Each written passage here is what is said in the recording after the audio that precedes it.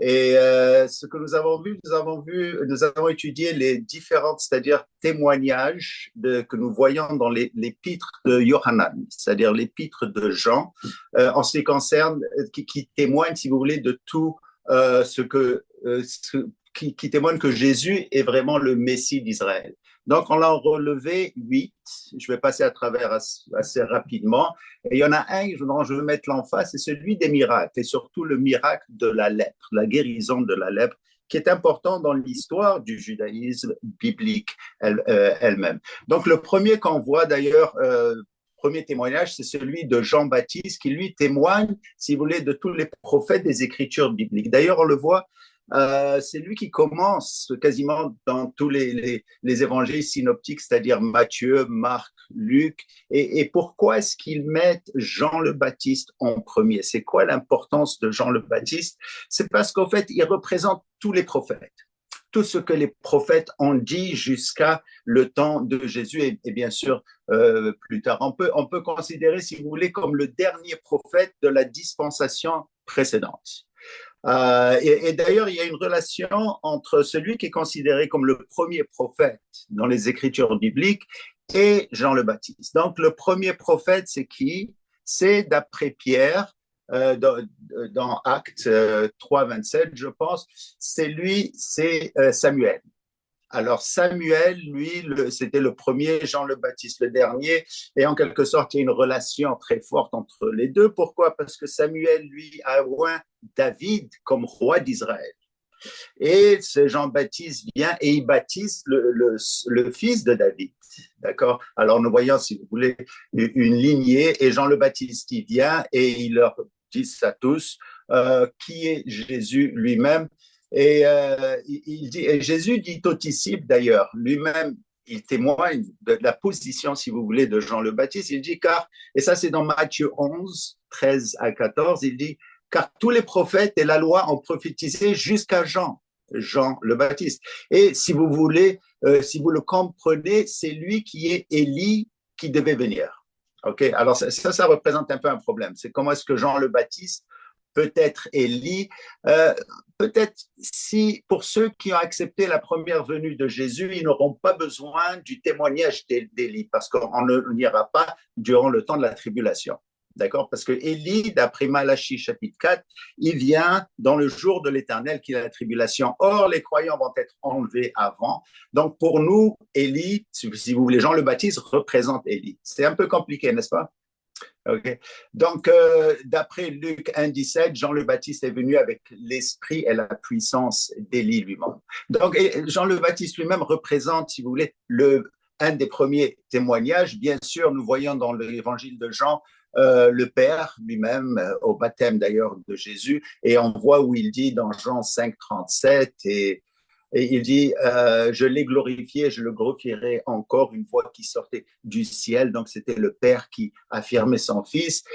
Jésus lui-même représente son propre témoignage. Il le dit dans Jean 8, 14 et 18. Il dit, quoique je rende témoignage de moi-même, mon témoignage est vrai. Car je sais d'où je suis venu et où je vais. Mais d'où est-ce qu'il vient? On le sait d'après les prophéties de Michée, par exemple, Michée 5, 1 et 2, Jésus vient de Kédem, c'est-à-dire de l'éternité. Okay? Il n'est pas comme nous, on l'a été créé, si vous voulez, sur cette terre. Donc, il vient d'en haut, d'accord?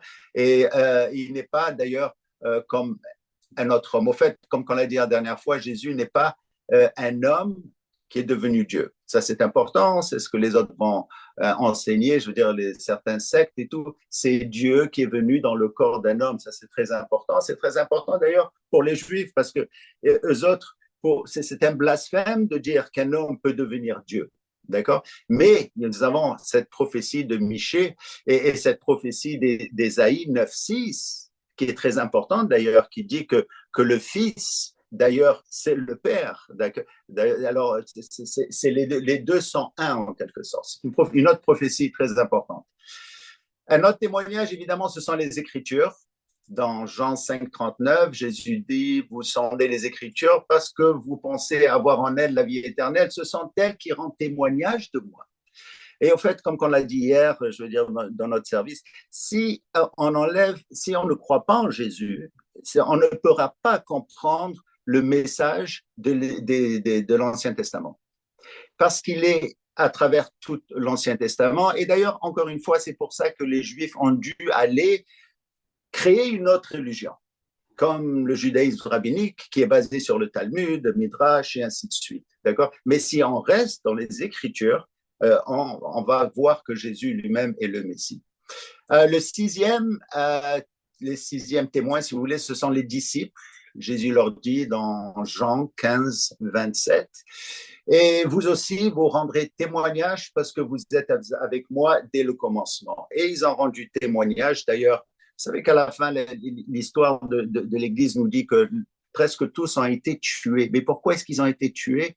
C'est parce qu'ils ont témoigné de la vérité de Jésus, parce qu'ils l'ont vu après la résurrection. Ils auraient dû, s'ils avaient dit simplement « je ne crois pas », ils n'auraient pas souffert comme qu'ils ont souffert et ainsi de suite. Mais on ne meurt pas pour un mensonge. C'est parce qu'ils ont vu la vérité et ils l'ont déclaré. Et le septième, c'est les miracles que Jésus a fait. Ça, on le voit dans Jean 5, 36. Il dit, moi, j'ai un témoignage plus grand que celui de Jean. D'accord? Car les œuvres que le Père m'a donné d'accomplir, ces œuvres même que je fais, témoignent de moi que c'est le Père qui m'a envoyé. En fait, parce qu'il a fait des miracles que personne d'autre pouvait faire. Il guérit un lépreux d'un simple toucher. D'ailleurs, on va voir ça bientôt. Il chasse des démons avec une seule parole. Il guérit un paralytique à distance, avec une pensée.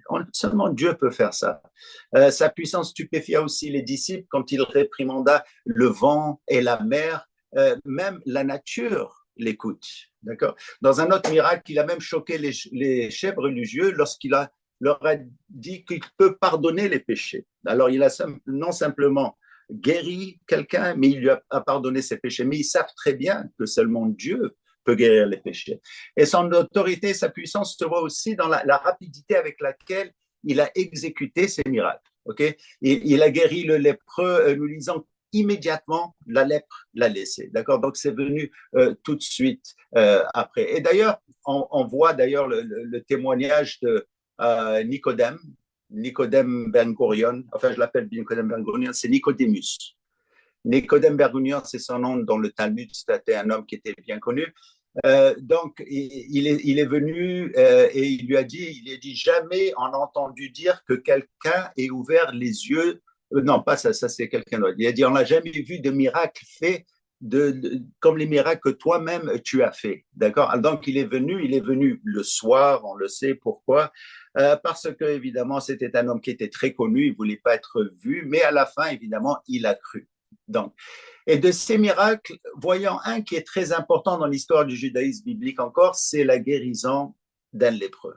Okay. D'ailleurs, c'est le premier miracle que nous voyons dans l'évangile de Matthieu. Matthieu a été écrit surtout avec la perspective aux Juifs et on le voit au chapitre 8. Okay. C'est le premier miracle. Ce n'était pas le premier miracle que Jésus a fait, mais c'est le premier miracle qu'il amène. Et ce chapitre, d'ailleurs, commence très bien. Chapitre 8, il dit que Jésus, lorsqu'il descendit de la montagne. Alors, tout de suite, ces paroles peuvent nous rappeler le moment où Moïse descendit de la montagne pour donner la loi à Israël. Et là, Jésus, lui, descendait de la montagne, du mont, de serment sur la montagne, où il avait expliqué la loi. Et là, il est venu pour expliquer encore plus et pour démontrer que c'est lui, c'était le Messie d'Israël, le seul Messie. Moïse a essayé de l'être, si vous voulez, évidemment, il ne pouvait pas l'être. Donc, cette lettre que nous voyons dans les Écritures est loin de ce qu'on appelle la maladie de Hansen, c'est-à-dire la lèpre que nous connaissons aujourd'hui. La lèpre biblique va au-delà de l'impact physique puisqu'elle transcende dans le domaine spirituel aussi. Ça, les rabbins le savaient. Le mot en hébreu, itzara. Tsara, c'est pertinent. Ce mot vient d'une racine signifiant une malédiction, un fléau. Et à partir des trois seuls cas d'Israélites, de Juifs guéris de la lèpre dans l'histoire de la Bible, nous découvrons la dimension spirituelle dans la raison pour laquelle ils ont été frappés par la lèpre. Pourquoi? C'est à cause du péché. à cause de la rébellion contre Dieu. Donc, ils ont été frappés de la lèpre. Brièvement, il y a Myriam, la sœur de Moïse. Elle fut soudainement frappée lorsqu'elle dit du mal de la femme de Moïse. D'accord? C'était de la jalousie. Le roi Osias devient lépreux à cause de sa rébellion, à cause de sa colère. Ça, on le voit dans Second Roi, chapitre 15. El-Gehazi, le serviteur d'Élisée, fut soudainement atteint de la lèpre à cause de sa convoitise, alors qu'il voyait, il volait, c'est-à-dire de l'argent. D'accord? L'argent interdit. Donc, le péché était attaché à cette rébellion. Le quatrième, d'ailleurs, très important parce qu'il y a une quatrième personne qui a été guérie de la lèpre et c'était un non-juif, c'était le Syrien Naaman. D'accord? Dans Second Roi, chapitre 5. Naaman, que Dieu guérit lui-même. Alors, lorsqu'il a appris, c'est-à-dire que le Dieu d'Israël pouvait guérir de cette maladie, il a demandé au roi d'Israël de lui envoyer un guérisseur, ou du moins un prophète pour qu'il puisse le guérir. Mais regardez ce que le roi a répondu. Je vais vous lire, ça c'est dans Second Roi, chapitre 5, 7. Il dit, suis-je Dieu pour tuer et faire vivre, pour guérir de sa lèpre? Il reconnaissait que la guérison de la lèpre venait seulement de Dieu. Au fait, les rabbins dans le Talmud, il y avait plusieurs qui étaient médecins et ils ont toutes sortes de choses pour la médecine, mais ils n'avaient rien pour la lèpre. Il n'y avait aucune guérison, aucun remède pour la lèpre. Et si vous allez voir dans Lévitique chapitre 13 et 14, bon, chapitre 13 et 14, ça parle de la lèpre, ce sont des chapitres qui sont très longs. Au chapitre 13, alors là, Dieu nous dit comment reconnaître un lépreux. D'accord? Et au chapitre 14, il nous dit quoi faire après que le lépreux soit reconnu. D'accord? Mais il manque un chapitre. Il manque quelque chose entre les deux. Comment guérir cette lèpre? Et les rabbins avaient compris que quand le Messie venait, c'est lui qui allait guérir les personnes de la lèpre. Et c'est ce que Jésus a fait. Et quand il avait fait ça, des choses incroyables sont arrivées, si vous voulez, en Israël. D'ailleurs, vous allez voir dans le livre de Luc, nous apprenons que dans Luc 5, 17, okay, la réaction est là. Nous voyons qu'à Capernaum, des personnes de Judée, de tout Israël, sont allées voir Jésus. Pourquoi? Parce qu'il venait de guérir de la lèpre. En général, ces gens-là ne sortaient pas de Jérusalem. C'était difficile de sortir de Jérusalem pour aller en Judée. Il fallait aller par l'autre côté de Petra. On ne pouvait pas passer par la Samarie et ainsi de suite. Et ce côté-là, ce signe de la lèpre elle-même, c'était un témoignage qu'ils avaient au temple. Vous savez qu'à l'entrée du temple, juste avant, il y avait la chambre du lépreux. C'est quoi la chambre du lépreux? C'est que si un lépreux se faisait guérir, il allait dans cette chambre et c'est là où il passait quelques jours et ainsi de suite. Or, cette chambre n'a jamais été utilisée. Seulement quand Jésus est venu, ils ont utilisé cette chambre. D'ailleurs, dans le Talmud, il disait, un rabbin, il dit, ah, j'ai oublié pour la raison pour laquelle cette chambre a été utilisée. Et il gardait là-bas de l'huile et toutes sortes de choses. Mais quand Jésus est venu, ils l'ont vidé et c'est là où ils ont amené ces lépreux. Alors, c'est les 7, si vous voulez, les 7 témoignages, si vous voulez, qui parlent de Jésus. Mais il y a un huitième. Le huitième, je crois, est très important. Le huitième, c'est le peuple d'Israël. Vous savez que les autorités n'ont pas accepté Jésus, mais le peuple d'Israël en lui-même, quand ils l'ont accepté, les Juifs eux-mêmes, quand ils ont vu tous ces miracles, ils ont dit, ça, c'est le fils de David. Comment est-ce qu'on sait ça? Vous savez, dans Matthieu 21, dans l'entrée triomphante, okay, pourquoi est-ce qu'il y a eu tellement de Juifs qui sont venus pour accueillir Jésus qui venait à Dodane, d'après la prophétie de Zacharie 9.9? Et quand il est venu, c'est ce qu'ils ont dit. Je vais vous lire Matthieu 21, 9 à 10. Il dit, ceux qui précédaient et ceux qui suivaient Jésus criaient, Hosanna, le fils de David. Fils de David, ça veut dire c'est le Messie. Ils ont reconnu que c'était le Messie et il dit, béni soit celui qui vient au nom du Seigneur, Hosanna, dans les lieux très hauts.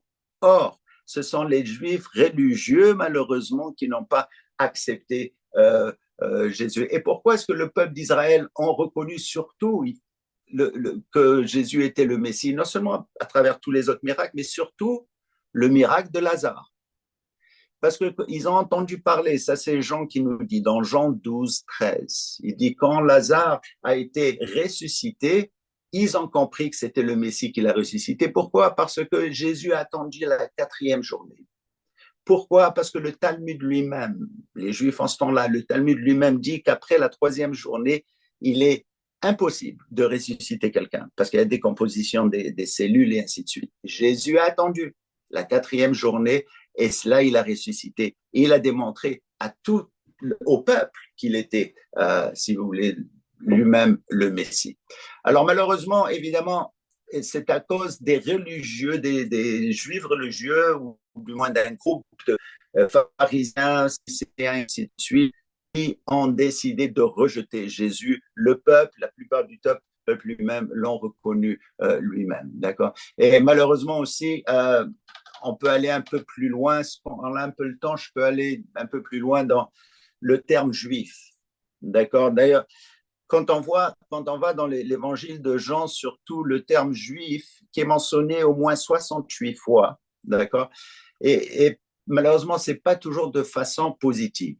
D'accord, on voit par exemple dans Jean 5, 18, il dit à cause de cela, les Juifs cherchaient à tuer Jésus. D'accord. Mais le juif, dans l'évangile, c'est les autorités religieuses, parce que tout le monde était juif en ce temps-là, c'est-à-dire à Jérusalem, il y avait très peu de non-juifs. Et on voit ça répété dans la plupart de d'autres passages, d'accord, dans le livre de Jean. Et c'est pour ça que les juifs aujourd'hui nous accusent de croire à un livre qui est antisémite. Malheureusement, c'est plutôt dans la traduction qui aurait dû dire ce sont les juifs, c'est-à-dire religieux, et non pas les juifs qu'on l'entend aujourd'hui, qu'on comprend que tout le monde est juif. Dans la diaspora, tout le monde est appelé juif, mais pas dans l'évangile de Jean, même pas aussi si vous voulez, dans le livre d'Apocalypse. Vous avez ce passage qui dit que Jésus dit, faites attention aux calomnies de la part de ceux qui se disent juifs, ne le sont pas, mais ce sont une synagogue de Satan. Et ça, c'est utilisé contre les juifs. Mais comment comprendre ça? Ça, c'est dans Apocalypse 2, 9 et 3, 9. Jésus nous donne la réponse. Il dit, ils se disent juifs, mais ne le sont pas. Donc, ce ne sont pas des juifs qui se disent, c'est les nouveaux juifs, si vous voulez, ou on peut l'interpréter comme ça. Donc, c'est important de voir cette distinction et de voir que Jésus, quand il est venu, évidemment, il a eu ces témoignages, on en a relevé 8, bien sûr, on peut en trouver d'autres aussi, mais surtout dans les miracles, dans les prophéties et ainsi de suite.